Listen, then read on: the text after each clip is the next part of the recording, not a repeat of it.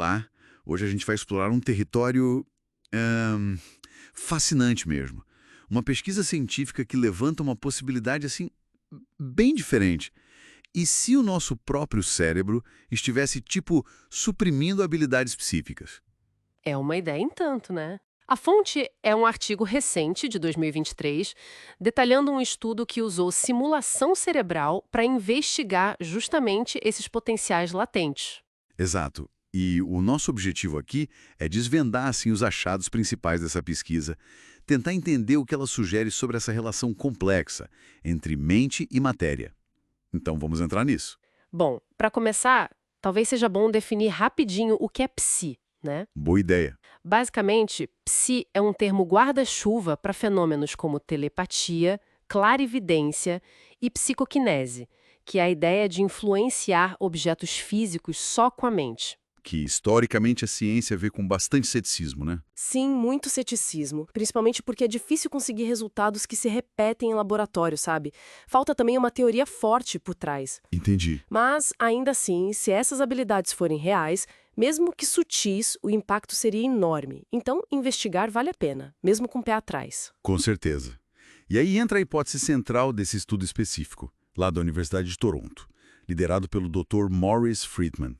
É bem provocadora. Conta mais. Eles sugerem que o cérebro, mais especificamente o lobo frontal, aquela parte que cuida do planejamento, do foco e, olha que crucial, de filtrar o que não é relevante. Ah, o nosso gerente, né? Exatamente. Esse gerente poderia estar funcionando como um inibidor dessas habilidades psi.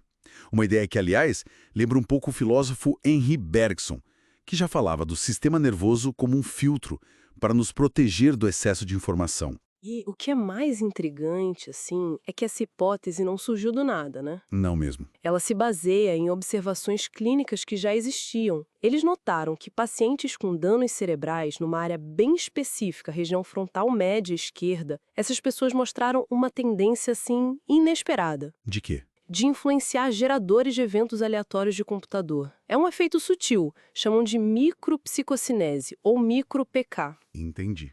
Então a lesão parecia desbloquear alguma coisa. Mas, claro, não dá para sair lesionando cérebros para testar isso, né? Definitivamente não. Risos.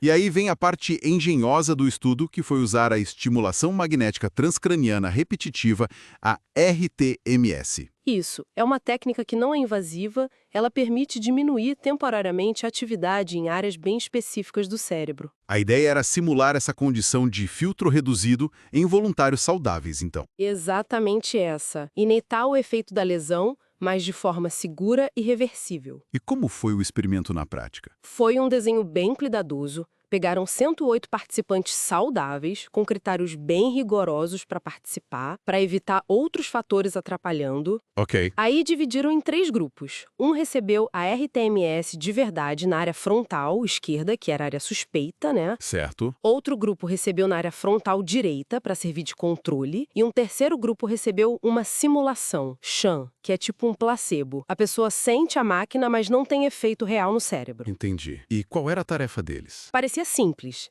Tentar influenciar mentalmente para onde uma seta ia numa tela de computador, esquerda ou direita. Essa seta era controlada por um gerador de eventos aleatórios, um REG. Ah, então era algo puramente aleatório, em teoria. Vavam.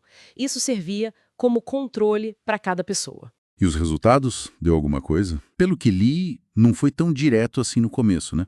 Os resultados gerais, olhando tudo junto, foram um pouco ambíguos inicialmente, mas, e aqui está o ponto-chave, quando eles focaram a análise na fase bem inicial das sessões, Que seria o pico do efeito da RTMS. isso, o momento em que a inibição cerebral deveria ser mais forte, aí sim algo significativo apareceu. O quê?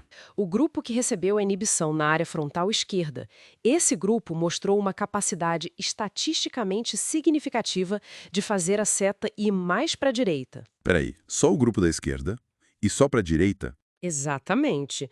Esse efeito direcionado estatisticamente relevante não apareceu nos outros 2 grupos, nem no que recebeu na direita, nem no grupo placebo. Uau, isso é surpreendente.